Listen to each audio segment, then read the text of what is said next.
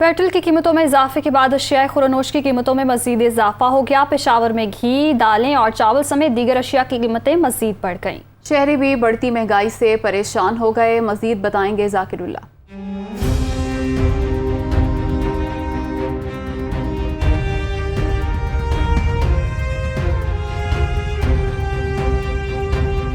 कीमतों में इजाफे के बाद महंगाई भी बढ़ गई। अशे खुरनोश के नरखों में मजीद इजाफा हो गया। पेशावर की ओपन मार्केट में घी की कीमतों में आए रोज इजाफे ने शहरियों के होश उड़ा दिए हैं। शहरियों का कहना है कि हुकूमत महंगाई को कंट्रोल करने की बजाय मजीद बढ़ाने के इकदाम उठा रही है।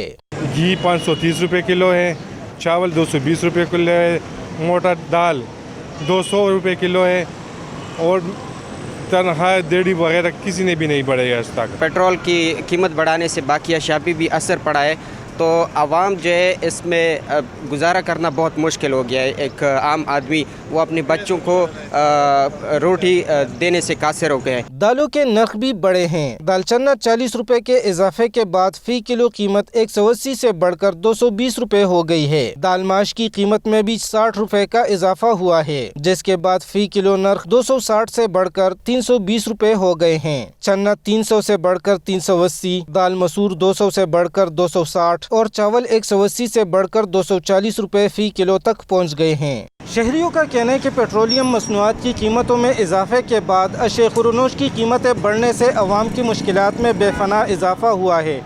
ताहम हुकूमत कीमतों को कंट्रोल करने के लिए इकदाम उठाए।